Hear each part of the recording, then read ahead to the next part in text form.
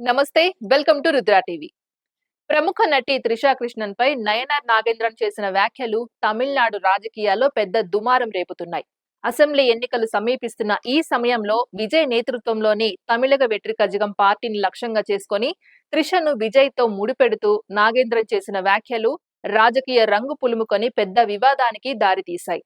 ఈ వ్యాఖ్యలు భారతీయ జనతా పార్టీకి చిక్కులు తెచ్చిపెడుతుండగా ఆ పార్టీ నాయకులు వివరణ ఇవ్వాల్సిన పరిస్థితి ఏర్పడింది. ఈ నేపథ్యంలో తాజాగా తంజావూరులో జరిగిన భారీ బహిరంగ సభలో మాట్లాడిన విజయ్ తనపై జరుగుతున్న ఆరోపణలపై ఘాటుగా స్పందించారు.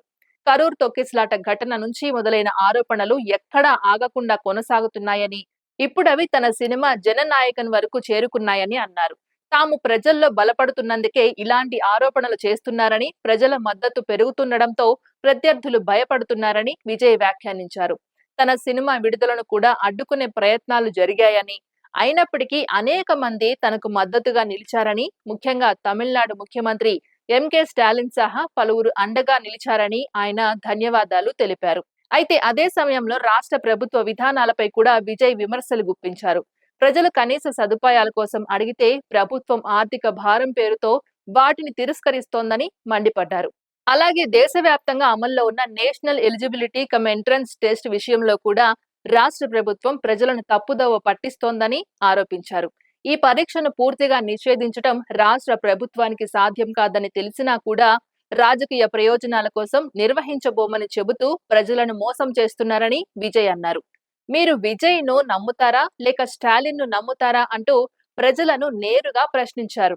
తనపై వస్తున్న వ్యక్తిగత విమర్శలకు ఆయన సమాధానమిచ్చారు. తనకు వ్యవసాయం గురించి ఏ మాత్రం తెలియదని కొందరు ఆరోపిస్తున్నారని, కానీ వ్యవసాయం విలువ తెలుసుకునే కుటుంబంలో పుట్టి ఉంటే బాగుండేదని భావిస్తున్నానని చెప్పారు. వచ్చే జన్మ ఉంటే రైతు కుటుంబంలో పుడతానని కూడా వ్యాఖ్యానించారు. రైతుల ప్రయోజనాలకు వ్యతిరేకంగా ఏ పథకమైనా తీసుకువస్తే దాన్ని తాము ఎట్టి పరిస్థితుల్లోనూ అంగీకరించమని, అవసరమైతే కేంద్ర ప్రభుత్వ ఒత్తిడిని కూడా ఎదుర్కొని తిరస్కరిస్తామని స్పష్టం చేశారు. ప్రజల జీవన ప్రమాణాలు మెరుగుపరచడానికి తమ పార్టీ అనేక హామీలు ఇస్తోందని, ముఖ్యంగా ప్రతి 500 రేషన్ కార్డులకు ఒక రేషన్ షాప్ ఏర్పాటు చేస్తామని ప్రకటించారు. అలాగే రాబోయే అసెంబ్లీ ఎన్నికలను DMK party Tamil Nadu team versus Delhi team మధ్య పోటీగా చూపిస్తూ ప్రచారం చేస్తోందని, ఇది పూర్తిగా తప్పుదారి పట్టించే రాజకీయ ప్రచారమని విజయ్ విమర్శించారు.